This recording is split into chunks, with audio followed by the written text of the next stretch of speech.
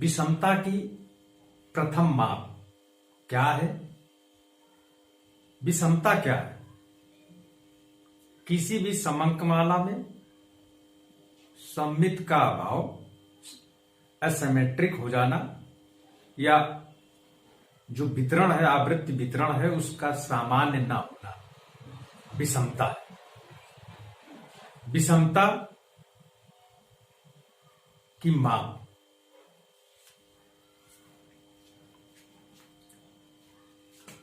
विषमता की प्रथम माप यह माप माध्ययों के अंतर पर आधारित है। हम जानते हैं कि विषमता की जो टेस्ट में था उसमें यदि मीन, मीडियन, मोड, समांतर माध्य, माध्यिका, बहुलक तीनों यदि समान होते हैं तो श्रेणी में विषमता का अभाव होता है। तो तीनों यदि हमें ज्ञात हैं और तीनों का तुलनात्मक यदि हम अध्ययन कर लें, तुलना कर लें तीनों मूल्यों की, यदि उसमें समानता है तो विषमता का अभाव है, यदि समानता नहीं है तो या तो धनात्मक विषमता होगी या ऋणात्मक विषमता होगी। और धनात्मक विषमता में मीन बड़ा होता है मीडियन से, और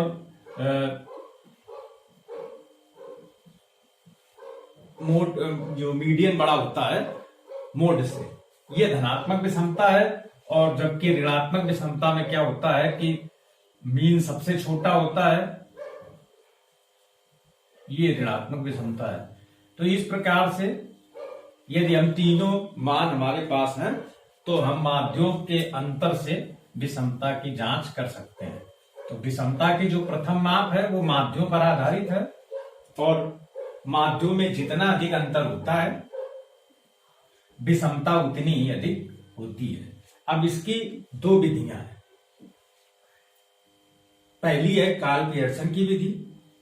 तो कार्ल पियर्सन का जो सूत्र है उसमें विषमता बराबर जो मीन है और मोड में अंतर निकाल लें, और उसके बाद यदि विषमता गुणांक पूछा जा रहा है तो विषमता गुणांक जो है कोफिशिएंट ऑफ स्क्यूनेस जे, उसका मान समांतर माध्य, ऋण,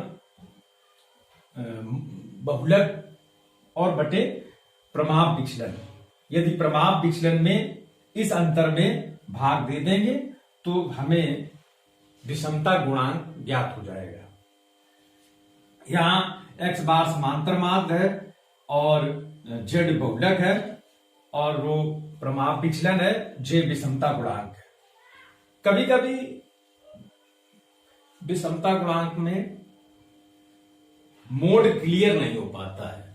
जब मोड स्पष्ट नहीं हो पाता है तो वहां पर हम वैकल्पिक सूत्र का प्रयोग करते हैं, और वो वैकल्पिक सूत्र है स्क्यूनेस बराबर 3 ब्रैकेट में x bar minus m bracket बंद, और फिर इसी प्रकार से विषमता का जो गुणांक है तो वो हो जाता है 3 ब्रैकेट में x bar minus m bracket close upon प्रमाप विचलन, स्टैंडर्ड डिविएशन।